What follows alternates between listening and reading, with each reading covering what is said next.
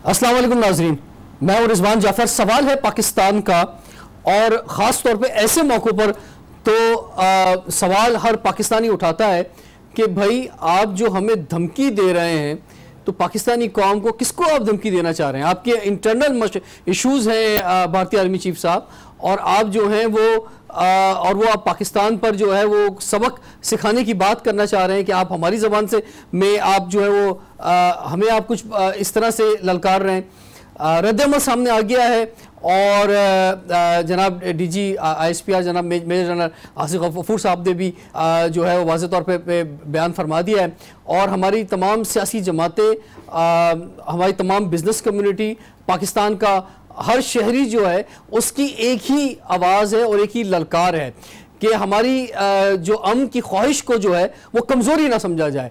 पाक फ़ौज एक प्रोफेशनल आर्मी है जो किसी साई की बेहुरमती नहीं कर सकती। पाकिस्तान जंग के लिए तैयार है, लेकिन हमारी ख्वाहिश अमन की है। अगर किसी ने सब्र का इम्तहान लेना चाहा तो कौम को मायूस नहीं करेंगे। ये अल्फाज हैं जो डीजी ISPR साहब ने अभी कुछ लम्हे पहले कहे हैं। और उसके साथ साथ मैं आपसे कहना चाहूँगा कि अगर आपके मुल्क में इलेक्शन होने वाले हैं 2019 में, और आप ये समझते हैं कि यही एक आपके पास जो है एक इशू रह गया है कि जिसकी वजह से आप इलेक्शन जीत सकते हैं, या कश्मीर जो है वो आपसे किसी भी तौर पे जो है वो संभल नहीं रहा है, क्योंकि कश्मीर की जो आज़ादी की तहरीक है वो उनकी अपनी आज़ादी की तहरीक है, और आज़ादी जो है वो दुनिया की सबसे बड़ी नेमत है। जो आपने जिस तरह से पिछले 70 सालों से वहाँ पे कब्ज़ा किया हुआ है, और जिस तरह से जो बेहुरमती वहाँ पे की गई है, जिस तरह से वहाँ पर लोगों को शहीद किया गया है, तो उस वक्त तक जो है वहाँ के अवाम जो हैं वो सुकून से नहीं बैठ सकते जब तक उन्हें आज़ादी नहीं मिल जाती। तो उनकी अपनी एक जद्दोजहद है जिसको आप नहीं संभाल पा रहे हैं। तो जब आपने जिस जगह पे कब्जा किया है आप वहाँ पे नहीं संभाल पा रहे, तो आप पाकिस्तान को कैसे जो है वो ललकार रहे हैं? आप अपनी तकरीर की भी शायद तैयारी कर रहे हैं जो आपने अक़वाम मुत्तहिदा में करनी है, और आप उसके लिए भी ग्राउंड बना रहे हैं। डीजी ISPR साहब ने क्या कहा आज, ये आपको पहले हम सुनाते हैं। इंडिया में देखें तो उनको इंडियन ऑक्युपाइड कश्मीर में बहुत एक रिवाइव्ड पॉलिटिकल स्ट्रगल का सामना है। जो वो ये कहते थे कि अस्करियत पसंदी है ऑक्युपाइड कश्मीर में, वो एक पॉलिटिकल मूवमेंट है जिसको वो दबा नहीं पा रहे। उसके अलावा आप देखें कि जो सिटिंग गवर्नमेंट है इंडिया की, उनको करप्शन के चार्जेस पे बहुत ज्यादा अपोजिशन की तरफ से उनको लिया जा रहा है। तो इन तमाम चीजों से रुख मोड़ने के लिए इन्होंने आज के एनवायरनमेंट पैदा करने की कोशिश कर रहे हैं कि जिसमें पाकिस्तान का नैरेटिव आए, पाकिस्तान दुश्मनी का नैरेटिव आए। अब पाकिस्तान ने चूंकि पिछली 2 दहाइयों में एक अमन कायम किया है, और हमें पता है कि अमन की कीमत क्या है, और हम उस अमन पसंदी को आगे लेके चलना चाहते हैं।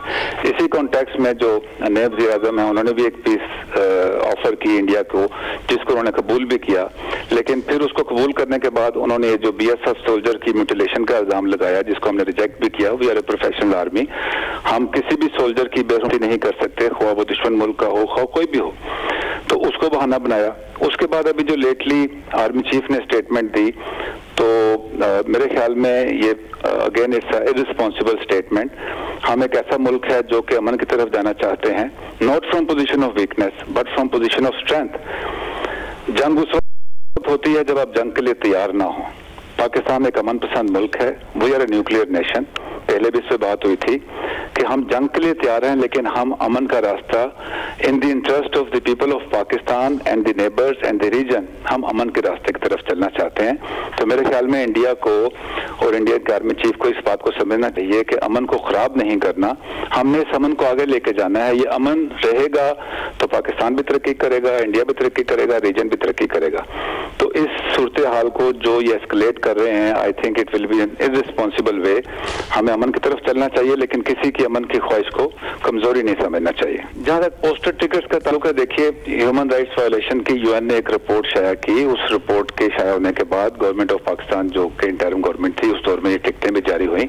तो इसको ये बहाना बनाना कि जी कि इसकी वजह से कोई अमन खराब हो गया है या इसकी वजह से पाकिस्तान ने कोई स्टांस चेंज किया है, इंडियन ऑक्युपाइड कश्मीर में फ्रीडम स्ट्रगल चल रही है, यूएन की रेजोल्यूशन उसके ऊपर है और पॉलिटिकल मूवमेंट है। बुरहान वानी ऑनवर्ड ये एक पॉलिटिकल मूवमेंट है। The independence struggle has gone into the DNA of Kashmiri, third generation है, कुर्बानी दे रही है। तो उससे तो कोई आंखें नहीं बंद कर सकते और उसको ये सप्रेस नहीं कर सके। तो बजाय इसके कि टिकट्स का बहाना बना के कहें जी कि टिकट्स की वजह से कुछ हो रहा है, तो वो ऐसी बात नहीं है। जहां तक बीएसएफ सोल्जर की बात है, इन्होंने पहले भी दफा ऐसी कोई बात हुई तो हमारे पर इल्जाम लगाया कि हमने म्यूटिलेट किया बॉडी। हम एक प्रोफेशनल आर्मी है, हम ऐसा कोई काम नहीं करते। ये डायलॉग की टेबल पे आए, हमारी तरफ से पहले भी ऑफर है। जब भी हुआ है इंडिया डायलॉग के टेबल से भागा है, पाकिस्तान नहीं भागा। हुकूमत पाकिस्तान की आज भी ऑफर है कि आप आए, टेबल पे बैठ के बात करें। यूएन में एक मौका मिला था, ये इन्होंने 24 आवर में उसको कैंसिल कर दिया। तो Indians and the Indian army needs to understand that Pakistan is a nation of 207 million people and we are nuclear power. We speak from the position of strength. हम अमन चाहते हैं, लेकिन अमन की ख्वाहिश को हमारी कमजोरी ना समझा जाए। हालात को देखें कि रीजन किस दौर से गुजर रहा है, किस कॉस्ट पे हमने रीजन में अमन कायम किया है। हम उस अमन को खराब नहीं होने देंगे इंशाल्लाह। जी, इसमें मैं ये बताऊं कि 29 अप्रैल लास्ट ईयर इन्होंने ये सर्जिकल स्ट्राइक का ढोंग रचाया, जिसका सबूत ये अपनी पार्लियामेंट में नहीं दे सके। अगर इनके पास सर्जिकल स्ट्राइक का सबूत था तो अपनी पार्लियामेंट में जवाब दें। इनको तो खुद अपने मुल्क वाले क्वेश्चन कर रहे हैं। अब उसके ऊपर हम देख रहे हैं कि ये प्लान कर रहे हैं जी कि हम इसको सेलिब्रेट करेंगे। तो एक झूठ को कैसे आप सेलिब्रेट कर सकते हैं? तो झूठ को आप जितना मर्जी सच बनाने की पेशकश करें, वो झूठ झूठ ही रहेगा। जहां तक किसी भी ऐसे मिस एडवेंचर की बात है दोबारा, तो पहले भी इन्होंने झूठ ही किया, तो झूठ का तो जवाब नहीं होता ना। जो चीज हुई नहीं उसका क्या जवाब दें? पाकिस्तान हर वक्त तैयार है किसी भी मिस एडवेंचर का जवाब देने के लिए, ख्वाब एलओसी पे फायरिंग हो या किसी भी किस्म का मिस एडवेंचर हो। लेकिन ये चीज करने से पहले इंडिया को ये सोचना चाहिए कि इसका रिस्पांस क्या हो सकता है, उसके रिजल्ट्स क्या हो सकते हैं, उसके रिजल्ट्स हमारे आपस के बायलैटरल जो पीस है उस पर क्या हो सकते हैं और रीजन पे ऊपर क्या हो सकते हैं। This they have to understand कि इस वक्त जो रास्ता है वो पीसफुल रहने का है, वो डायलॉग का है। लेकिन हमारी ऑफर पोजीशन ऑफ स्ट्रेंथ से है, पोजीशन ऑफ वीकनेस से नहीं। दुनिया की जो एनवायरनमेंट है वो चेंज हो रही है। एक जमाने में सिर्फ जियो पॉलिटिक्स थी, फिर जियो इकोनॉमी आई, अभी पॉलिटिकल इकोनॉमी का दौर है जिसमें आपको सबके साथ एंगेज रहना होता है। और अल्हम्दुलिल्लाह पाकिस्तान इस वक्त उस पोजीशन में है कि जहां हम पूरी दुनिया के साथ पॉजिटिवली रेलेवेंट है और हम इस सिलसिले में हुकूमत पाकिस्तान भी और हम अपने इनपुट के हिसाब से उनके साथ जो चल रहे हैं। तो एंगेजमेंट की पॉलिसी है और सबके साथ मिलकर चलना है और दुनिया को अमन की तरफ लेके जाना है। अगर तो जंग इलाज होता तरक्की का तो हर बंदा जंग करके तरक्की कर लेता, लेकिन जंग की तैयारी पूरी रख के we are now positively relevant to the world, we have worked for the peace at a very heavy cost और हम इस पीस को इंशाल्लाह खराब नहीं होने देंगे। और अगर कोई ऐसा वक्त आया जिसपे किसी ने हमारा सब्र का इम्तहान या हमारी रिस्पांस का इम्तहान लेना चाहा तो हम कौम को भी मायूस नहीं करेंगे और इंशाल्लाह उसका भरपूर रिस्पांस देंगे। बट हैविंग सेड दैट, हमारा जो स्टांस है वो अमन का है और इनको भी समझना चाहिए कि अपनी दाखिली जो प्रेशर हैं, जो इनके इंटरनल प्रॉब्लम्स हैं, डोमेस्टिक प्रॉब्लम्स हैं, उसको हमारे कंधे पे रख के हल करने की कोशिश ना करें। It will be detrimental to the regional peace. आज का मैसेज आपके थ्रू सिर्फ यही है कि main peace bilateral also in the region also और किसी भी किस्म के डोमेस्टिक प्रेशर के अंदर आगे इंडिया कोई ऐसी हरकत नहीं करे कि जिसका नुकसान खुद इंडिया को भी हो, रीजन को भी हो। They should play sensibly and they should not get into the. जी, पाकिस्तान की जानिब से भरपूर जवाब दिया गया है और जवाब में बहुत वाज़ेह बात है कि हमारी अमन की ख्वाहिश को कमज़ोरी ना समझा जाए, क्योंकि हमने अमन के लिए बहुत कुर्बानियाँ दी हैं, अपने दोनों तरफ बॉर्डर्स पे हमने कुर्बानियाँ दी हैं और फिर हमने जो है आज हम एक बेहतर पोजीशन में। इकराम सहगल साहब हमारे साथ मौजूद हैं, आपको वेलकम कहते हैं इकराम साहब। इकराम साहब फरमाइए, ये जो पाकिस्तान के अंदर मुसलसल सिलसिला जारी है, चाहे बलूचिस्तान में हो, चाहे हमारे यानी हम अफगान बॉर्डर की भी अगर बात करें, इंडियन बॉर्डर से तो मसला है, लेकिन वहाँ से भी पाकिस्तान में जो है वो दहशतगर्दी इंडिया की जानिब से की जाती रही।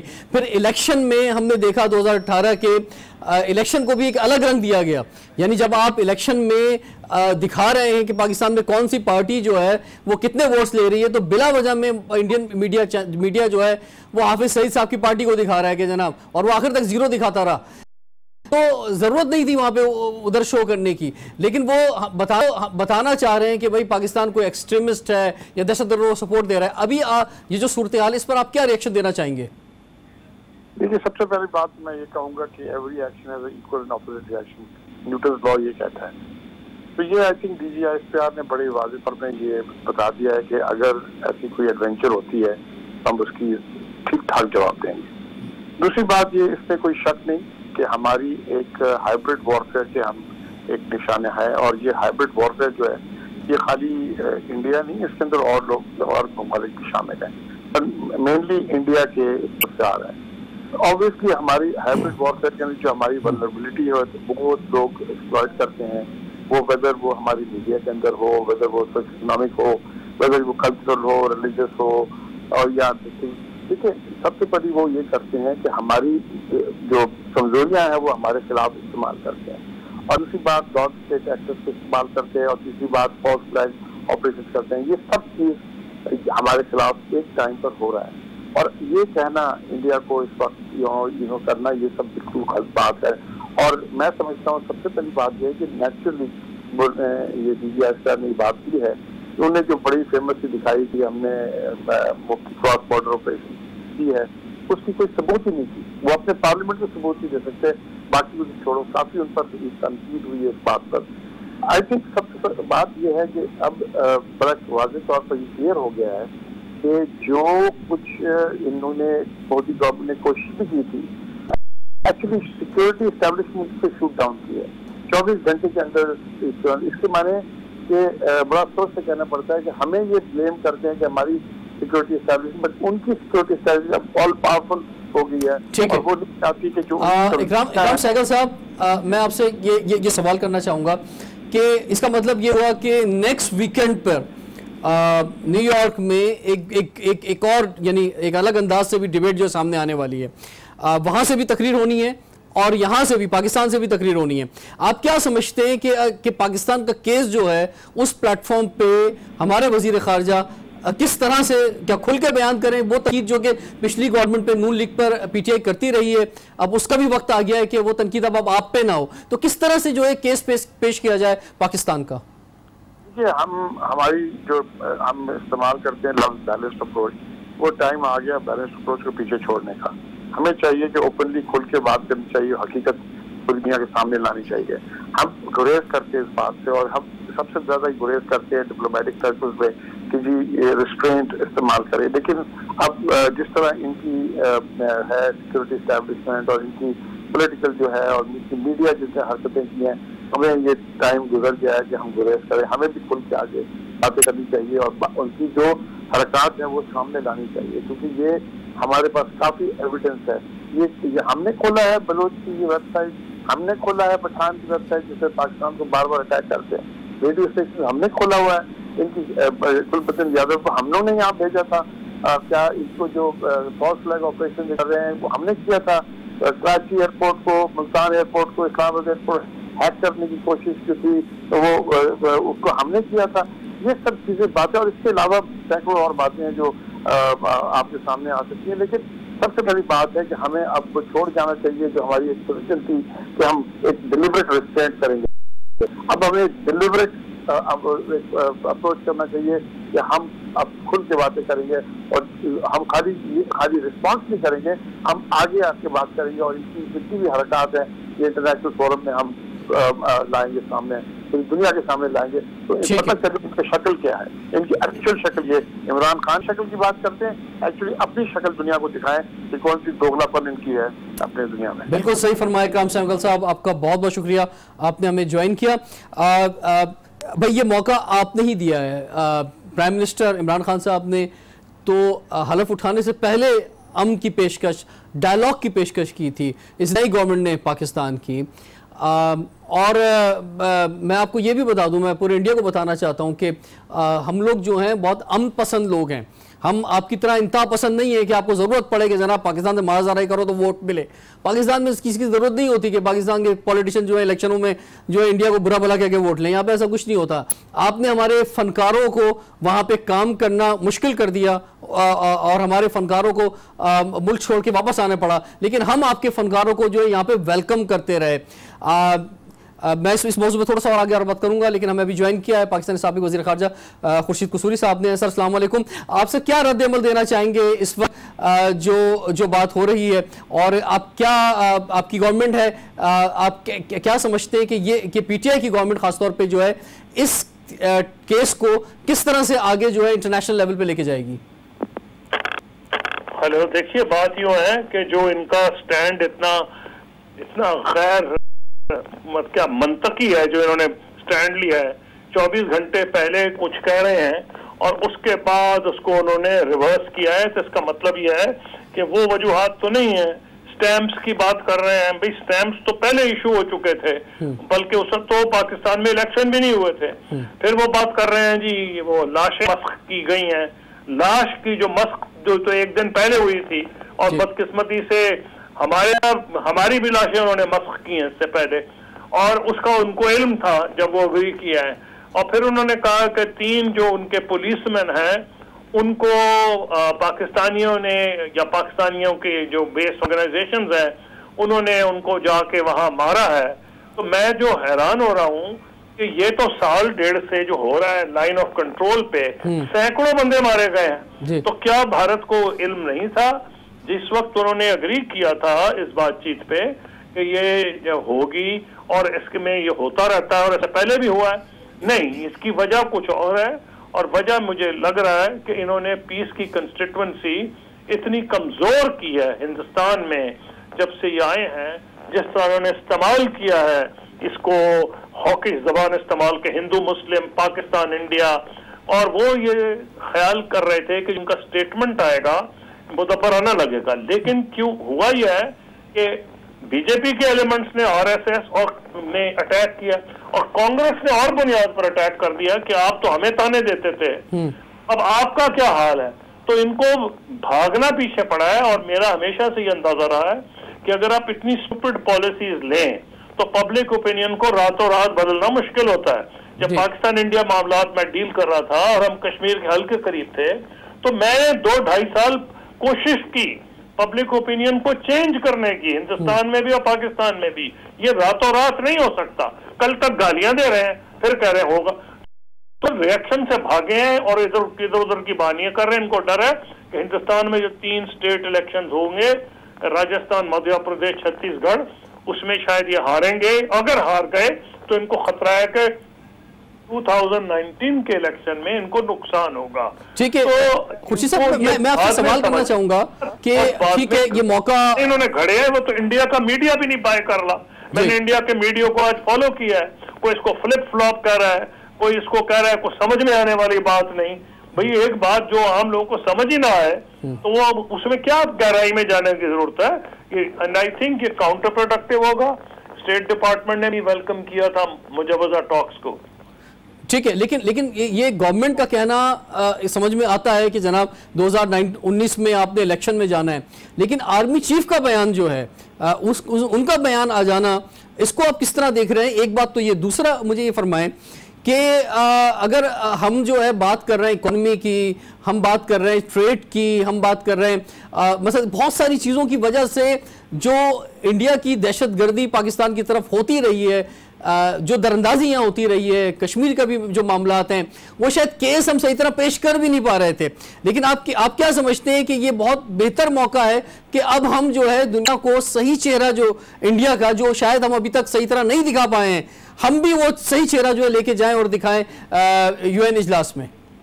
देखिए, जहां तक है ना हिंदुस्तान के आर्मी चीफ, हिंदुस्तान में रिवायत यह है कि सीनियर मोस्ट ऑफिसर जो है वो वहां आर्मी चीफ बनता है। जब ये बने हैं आर्मी चीफ तो इन पे बहुत एतराजात हुए थे। इन पे ये चार्ज लग रहा था कि ये बीजेपी के खास तौर पर मंजूर नजर हैं, और अब जो इनको एक पॉलिटिकल जनरल समझा जा रहा था, और अब जो इनके बयानात आए हैं वो अगर आप उस पर राहे में देखें, more loyal than the king वाले, एक नॉर्मल चीफ के नहीं है। ये पाकिस्तान में भी जो रिएक्शन आया है इनके बयान का ISPR की तरफ से आया, जो मुनासिब है।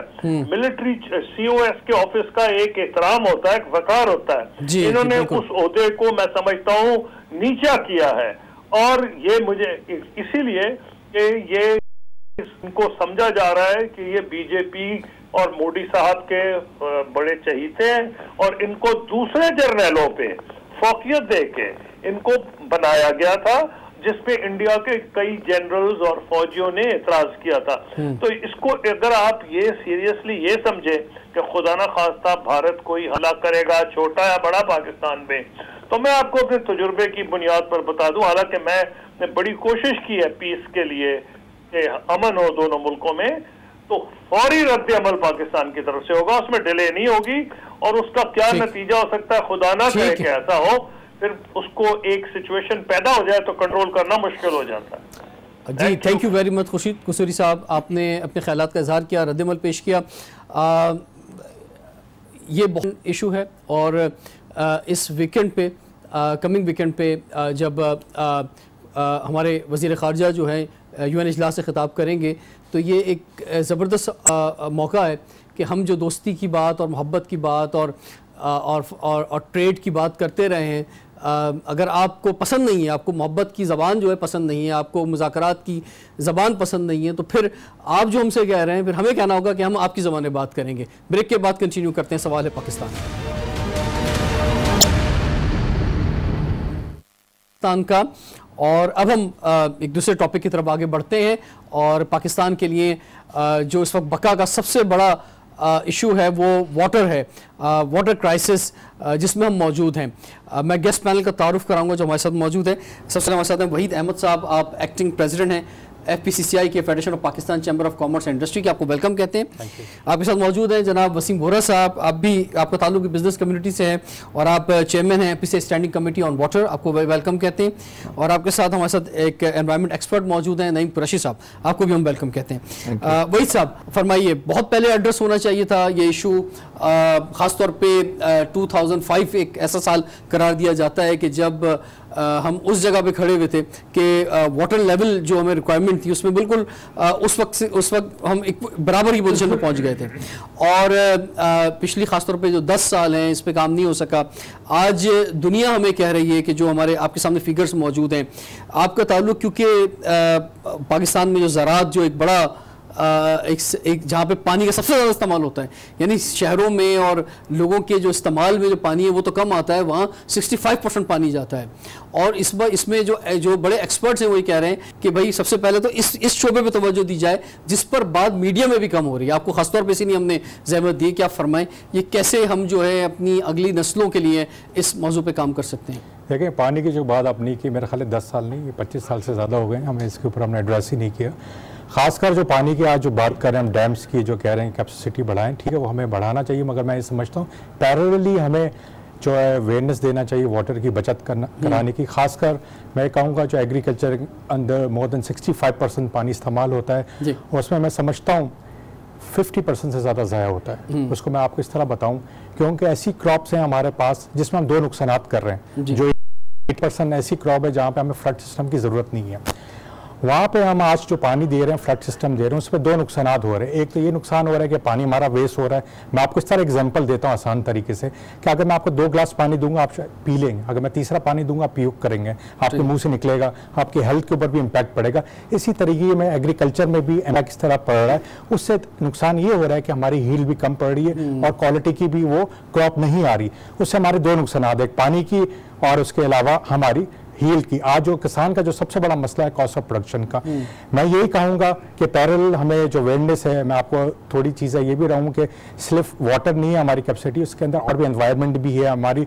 अगर आप देखें ग्लोबल वार्मिंग जो इम्पैक्ट पड़ रहा है, अगर आप FAO की रिपोर्ट पढ़ें और वर्ल्ड बैंक की जो 2050 के अंदर ये बताया जा रहा है, जो 2008 में बताई गई है कि जो एग्रीकल्चर के 2 कलर मैं आपको बताऊंगा, एक ऑरेंज कलर जिसमें 20% डिक्लाइन हो रहा है एग्रीकल्चर, और जो रेड कलर है 40% डिक्लाइन हो रहा है। पाकिस्तान का 70% हिस्सा ऑरेंज लाइन के ऊपर, इसका मतलब 20% डिक्लाइन की तरफ है हम, और 40% जो है पाकिस्तान जो डिक्लाइन हो रहा है 40%, वो 30% पाकिस्तान का हिस्सा। तो हमें ये सब चीज़ें लेके साथ चलनी पड़ेगी, इसलिए कि अगर हम एग्रीकल्चर को सेव करते हैं और जो हम लोग घर में और जो हम अपने जो पानी को वेस्ट कर रहे हैं, आज मैं समझता हूँ पाकिस्तान मोर देन 50% पानी ज़ाया कर रहा है। हम अगर डैम्स अगर बनाना शुरू भी करते हैं आज, तो डैम्स वो 1-2 साल में नहीं बनेंगे, डैम्स बनाने में भी 7, 8 या 10 साल लगेंगे। तो मेरे ख्याल से अगर हमने पानी को सेफ नहीं किया और उसके अंदर न्यू टेक्नोलॉजी, डिप इरिगेशन और टेक्नोलॉजी को इन्वॉल्व नहीं किया तो हम पीछे ही रहेंगे। खासकर एग्रीकल्चर की मैं बात करूंगा, हमें फूड सिक्योरिटी का बहुत बड़ा कंसर्न है आने वाले सालों में। बात यह कि सिर्फ पानी ही नहीं चाहिए, हमें रिसर्च एंड डेवलपमेंट भी चाहिए। हम वो वाली मैं आपको यहाँ हमें वो सीट चाहिए जिसके अंदर पानी भी कम इस्तेमाल हो और उसकी हील्ड भी बढ़े।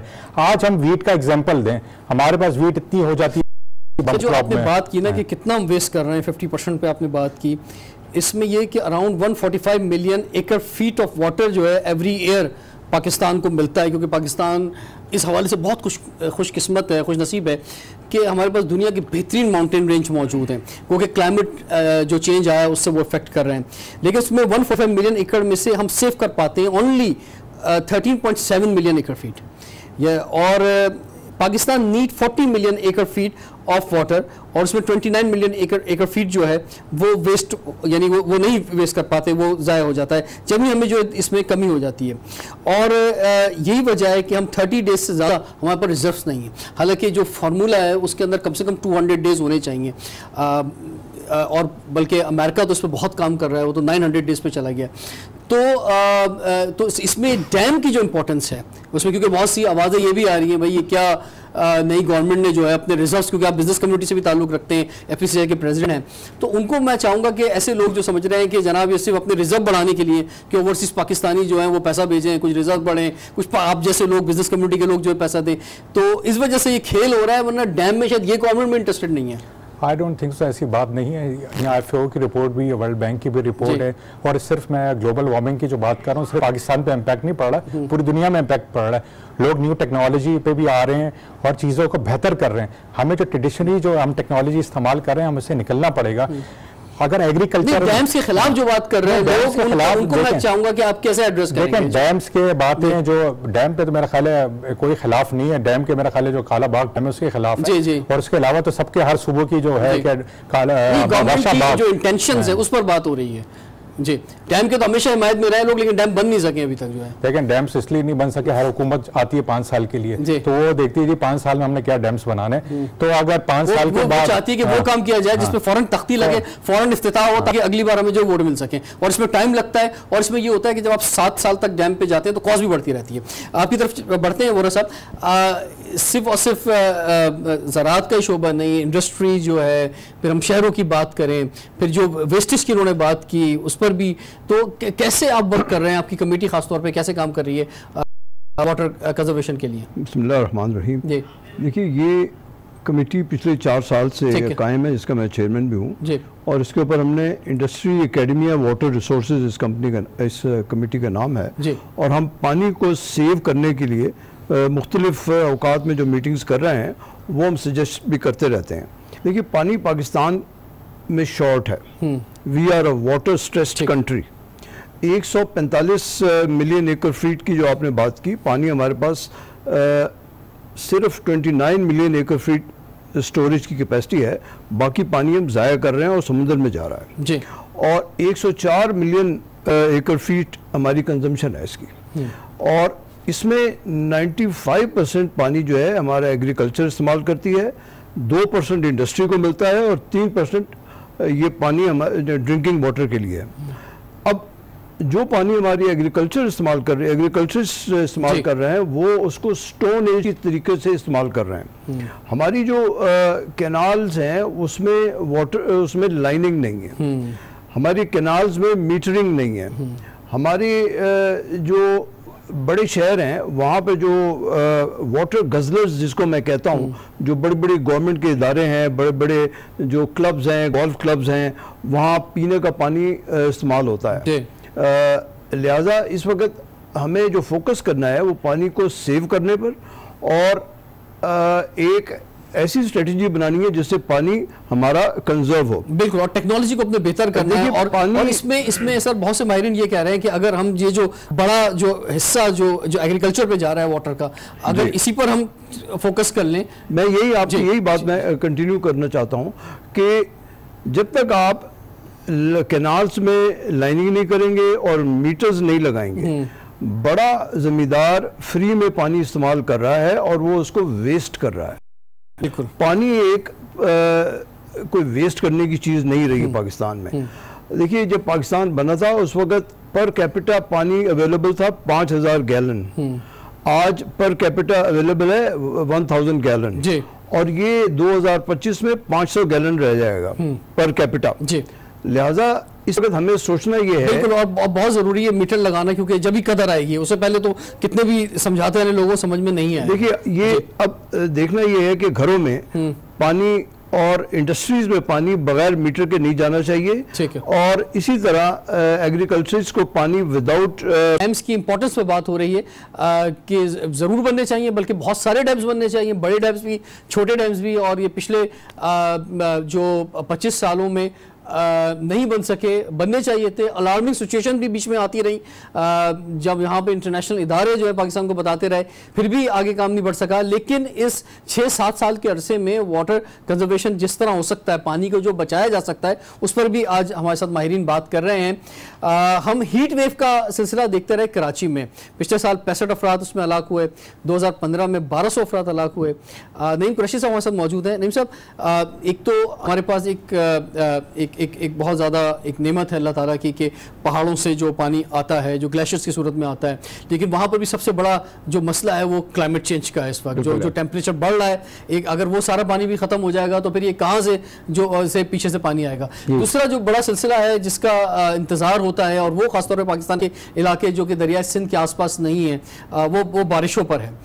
इवन हम इस कंक्रीट के जंगल में कराची में जहाँ रहते हैं, यहाँ भी एक बड़ा बुरा मानसून का सीजन चला गया और बारिश नहीं हो सकी, और अक्टूबर जो है दोबारा हीट वेव या गर्म मौसम जो है सामने खड़ा हुआ है। तो आप क्या समझते हैं, क्या इकदाम करने चाहिए?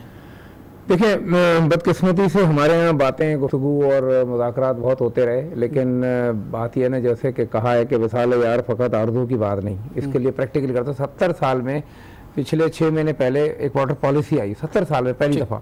आपके पास वाटर पॉलिसी नहीं थी, मतलब इतनी बड़ा आपका फ्लॉ है और इतनी बड़ी आपकी नेग्लिजेंस है कि हमारी ब्यूरोक्रेसी, हमारे पॉलिटिशियन मिलके उसको एक वाटर पॉलिसी नहीं बना सके। खैर, पॉलिसी बनाई है या कवानीन बनाए हैं तो अमल दरामद भी करें, अदरवाइज ये पॉलिसी भी ऐसी होगा कि फाइलों की नज़र हो जाएगी और आपके दफ्तर के शेल्फ में कहीं नज़र आएगी।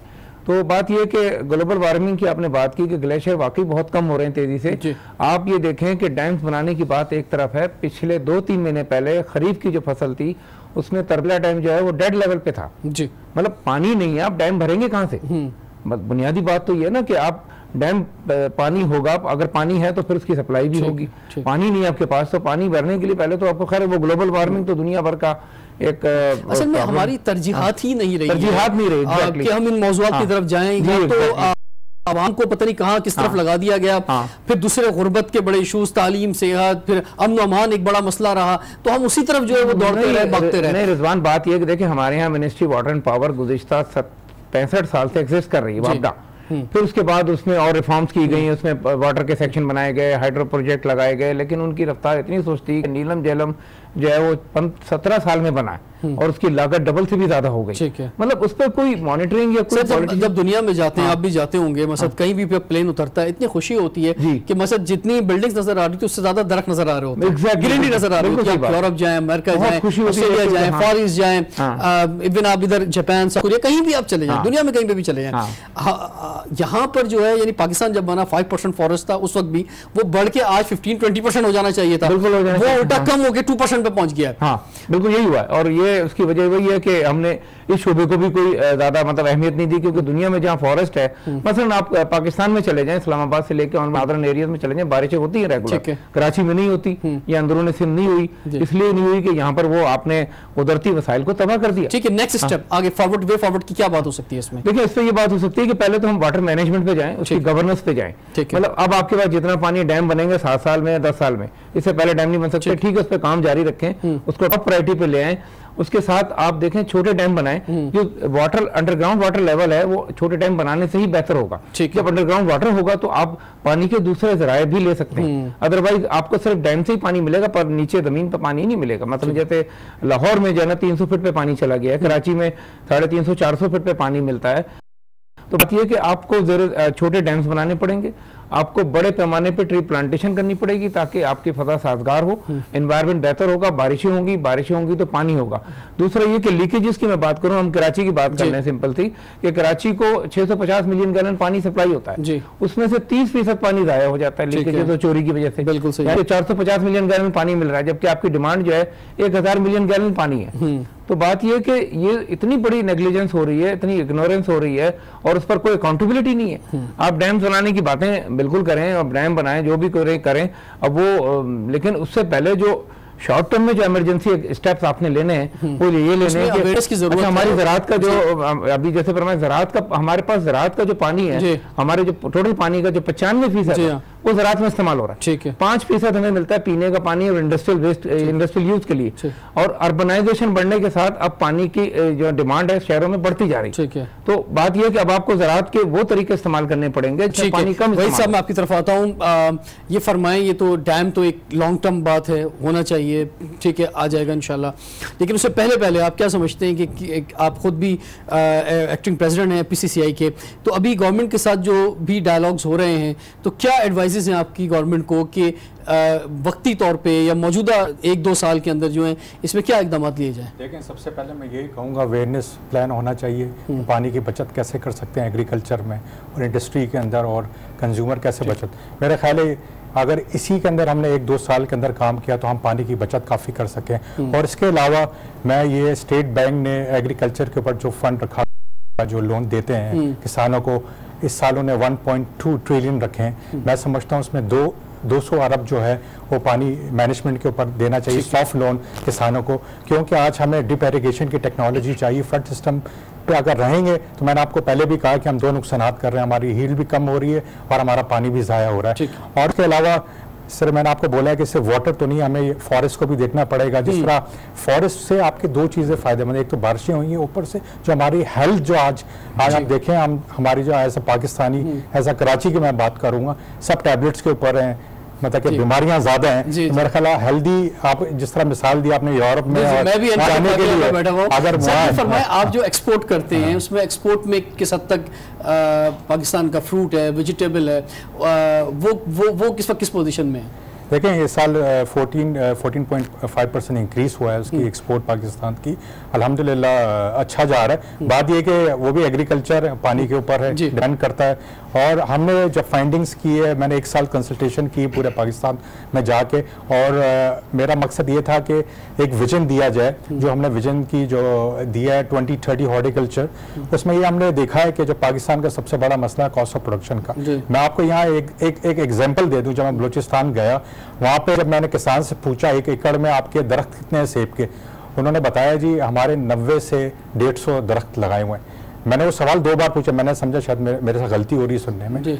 मैंने कहा आपको पता है दुनिया में 2800 से लेके 3200 दरख्त लग रहे हैं, और जो वाटर जो कंज्यूम जो आज जो दरख्त कर रहा है, मिसाल है वो 100 लीटर कर रहा है, अगर आप वो लगाएंगे वाली वैरायटीज को, वो 50% जाएंगे। सर आपको रिसर्च के ऊपर फोकस करना पड़ेगा। पाकिस्तान की जो भी गवर्नमेंट और डिपार्टमेंट हो, लॉक बेसिस पे काम होता है। There is no short term, medium term, long term, जब तक पॉलिसीज नहीं होगी तो हम आगे नहीं बढ़ सकते। ठीक है जी। और 100 लीटर की जो आपने बात की, तो हम एक कार को वॉश करने में भी 100 लीटर कर देते हैं, तो वो भी बहुत जरूरी है कि कहाँ में। सर लास्ट कमेंट्स आपके, वेरी वेरी। देखिए जी, हमने रेन वाटर हार्वेस्टिंग के प्रोजेक्ट करने हैं जी, फ्लड वाटर हार्वेस्टिंग के प्रोजेक्ट्स करने हैं, और ग्राउंड वाटर रिचार्जिंग के प्रोजेक्ट्स करने हैं। फ्लड वाटर पाकिस्तान में जब इंडिया हमारे उन दरियाओं में पानी छोड़ता है, और उस वक़्त उस पानी को हमने हार्वेस्टिंग करनी है। उसका तरीका यह है कि मसलन रावी दरिया जो है, वहाँ पर एक ग्रेटर रावी का उन्होंने प्रोजेक्ट बनाना था। वो लाहौर के पास अगर वो डैम बना लिया जाए तो जब वो पानी वहाँ पर आए तो उसको स्टोर किया जा सकता है। ठीक है। दूसरा ये कि रेन वाटर हार्वेस्टिंग, हमारे बहुत से इलाकों में पानी जो बारिश होती है उसकी हार्वेस्टिंग की जा सकती है, और वो ये दुनिया में लोग करते हैं। ठीक है। और जहाँ तक शहरों का ताल्लुक है, अगर हम एक बात सोच लें कि जो पानी हम अपने वॉश बेसिन से जो पानी है, अगर उसको हम कनेक्ट कर दें अपने फ्लश से, तो मेरा ख्याल है कि हम 20% पानी शहरों को बचा सकते हैं। बिल्कुल। और हम सेंसन जो है टैप है वो भी यूज़ कर सकते हैं। आप तीनों शख्सियात का बहुत बहुत शुक्रिया, क्योंकि आज वो जिस तरह की पड़ोसी ममालिक के हवाले से खबरें आई, तो वहाँ पे उनको ललकारना भी ज़रूरी था, तो आधा टाइम हमारा वहाँ चला गया। आप जैसी शख्सियात को हम दोबारा भी जहमत देंगे, क्योंकि आप इस पर बहुत तजुर्बा रखते हैं, एक्सपर्ट्स हैं, और उससे गवर्नमेंट को भी और आवाम को भी इससे फ़ायदा उठाना चाहिए।